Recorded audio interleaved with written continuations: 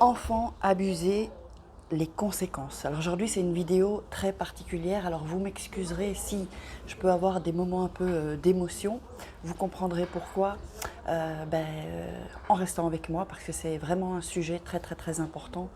Donc je vous dis bonjour, je m'appelle Faraké et je suis votre coach d'affaires, j'aide les femmes à devenir des warriors dans les affaires et je suis une enfant abusée et je vous parle donc des conséquences.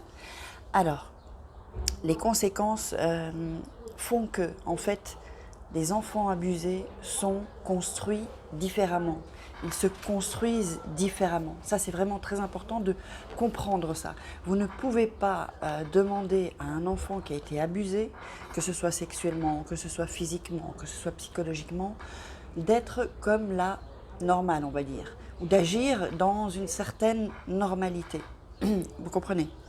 Donc, c'est vraiment, je vais parler de plusieurs points essentiels pour que vous puissiez comprendre et puis pour ceux qui regardent, qui ont subi des abus, puissent peut-être un peu être plus rassurés parce que vous n'êtes pas seul, évidemment, vous n'êtes pas seul. Alors, ce qui n'enlève pas la souffrance, évidemment. La première des choses, les conséquences sont la dépression. J'ai pris un petit de quoi noter parce que voilà, donc il y a la dépression, il y a l'addiction, il y a la prostitution, il y a les psychoses, il y a le suicide, il y a la scarification et il y a des enfants qui ont été abusés, qui vont abuser un jour d'autres enfants. Voilà, ça ce sont les statistiques. Il y a un enfant abusé sur 7. Vous vous imaginez, un enfant sur 7 est abusé. On ne sait jamais ce qu'il se passe derrière une porte. On ne sait pas ce qu'il se passe dans les murs intrafamiliaux. Donc, par rapport aux enfants abusés qui vont abuser, attention, je veux être quand même assez claire là-dessus, ce n'est pas la majorité, on est d'accord. Tous les points que je vous ai cités, ce n'est pas la majorité, il y a toujours des exceptions aussi. Alors, ce qui se passe en fait quand on a été abusé, c'est qu'il y a, et surtout sexuellement, vous allez faire une dissociation du corps et de l'esprit. C'est-à-dire que votre corps, en fait, n'a plus de valeur puisqu'on l'a souillé, on l'a sali. Et ça, c'est vraiment, d'ailleurs, j'en ai pas parlé, mais beaucoup souffrent aussi d'anorexie. J'ai souffert de ça aussi à l'âge de 11 ans.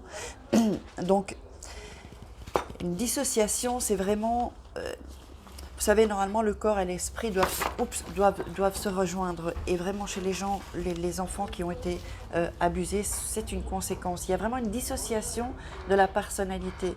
Il y a aussi deux comportements. Si c'est une femme, je vais parler des femmes parce que c'est un sujet que je connais, les hommes un peu moins qui ont été abusés, mais bien sûr que ça existe. Donc en fait, une femme, elle va avoir deux réactions.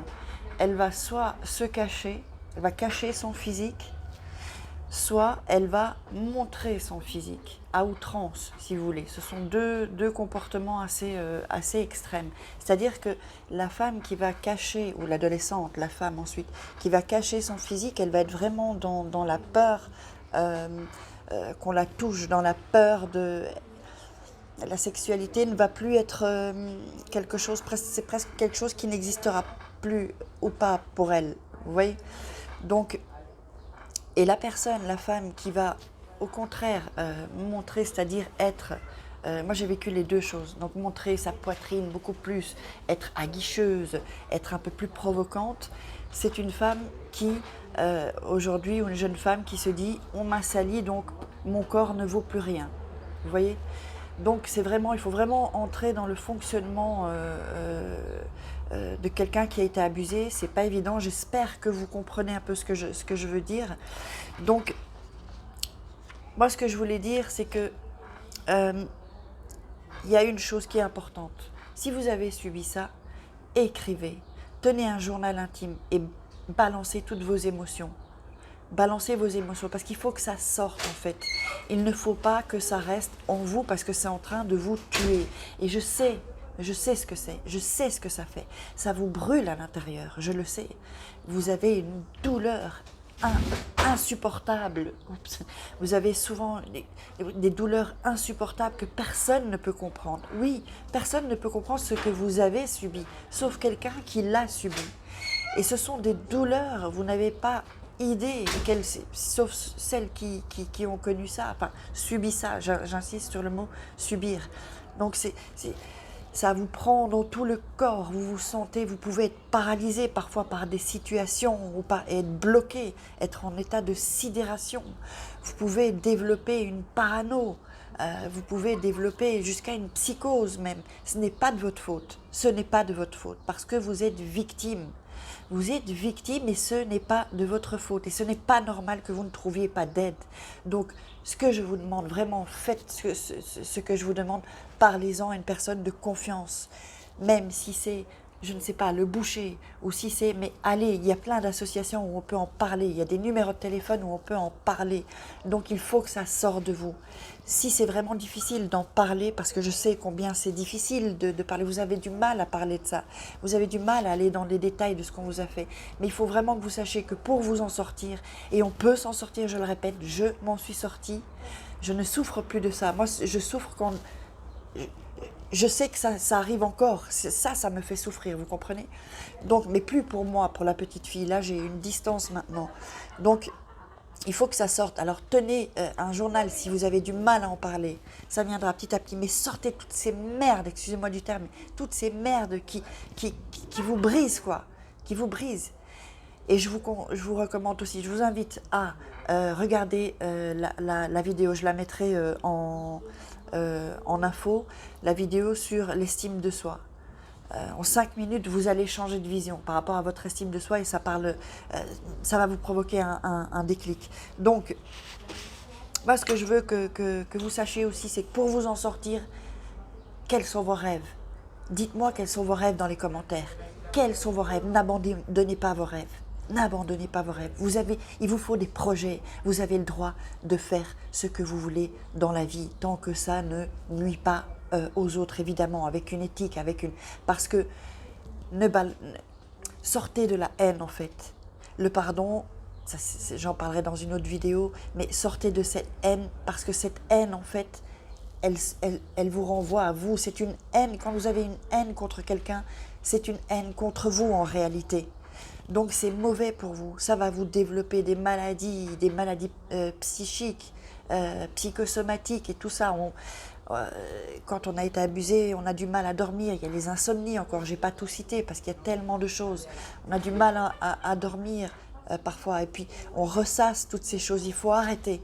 Donc il y a la période de victimisation, évidemment que vous êtes victime, mais il faut aujourd'hui, croyez-moi, sortir maintenant de ça et se dire ok, j'ai subi ça, mais maintenant je vais découvrir ma mission de vie, je vais savoir pourquoi tout ça m'est arrivé et je vais en faire quelque chose de beau et de magnifique parce que il faut que vous sachiez que si vous avez subi ça, vous avez subi des violences, des abus sexuels, psychologiques, des viols même, j'en ai pas parlé, mais des viols, la pédophilie, tout ça, vous êtes plus capable que n'importe qui à apporter des choses au monde et le monde a besoin de vous.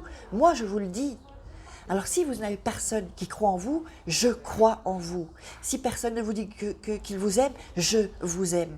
Mettez-moi dans les commentaires, j'ai vraiment envie qu'avec cette vidéo, on interagisse ensemble.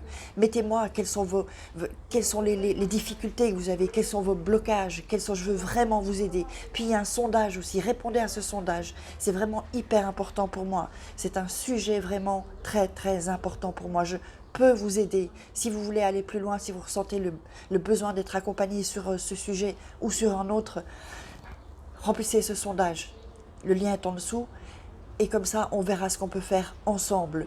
Mais je veux vraiment que ce sujet, vous savez, partagez cette vidéo, si ça peut aider quelqu'un, partagez vraiment sur cette vidéo, likez cette vidéo, mettez ça en commentaire pour que cette vidéo soit le plus en vue sur YouTube, parce que vous savez, quand on met des likes et qu'on met des commentaires, eh bien YouTube, l'algorithme de YouTube pousse une vidéo en avant, et il y a tellement de gens qui ont besoin d'avoir quelque chose de positif, d'avoir une marque d'espoir.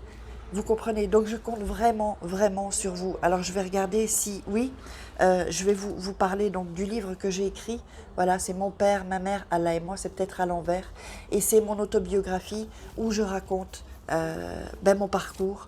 Mon parcours d'enfant, je vais peut-être vous lire le 4e de couverture pour que vous sachiez un peu de quoi il retourne. Donc, Mon père, ma mère, Allah et moi, une famille d'origine marocaine dans une cité populaire, le père, la mère, le fils. Et Farah, la souffre-douleur, la moins que rien, qui doit payer de toutes les manières possibles la faute originelle d'être née fille, jusqu'à l'horreur dans laquelle son père l'entraîne de ses 4 ans à ses 15 ans, avec la bénédiction d'une mère pour qui le rôle d'une fille est de se soumettre aux désirs des hommes, même les plus monstrueux, même s'ils doivent détruire une enfant. Les années ont passé et Farah s'est relevée. Blessée à vie, elle a trouvé la force de s'évader, de fuir le cercle pervers où elle était enfermée et de se reconstruire. Pour preuve, ce témoignage puissant, souvent déchirant, mais qui sait aussi être drôle, prendre une distance salutaire avec l'horreur des faits qu'il dénonce, devenue une femme libre, Farake a acquis le courage de regarder en face avec une colère lucide ce père, cette mère et cette version obscurantiste, régressive d'un islam qui peut parfois rejeter les jeunes filles hors de l'humanité. Et j'ai un petit point en plus, je bois parce que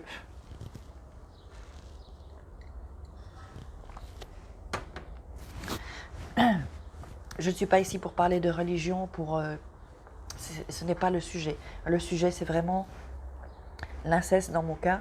Et donc, pardon, vous voyez, quand on parle de sujets qui nous touchent, là, quand on parle de sujets qui nous touchent, voilà, il y a des, là c'est en direct quoi, on ne peut pas tricher.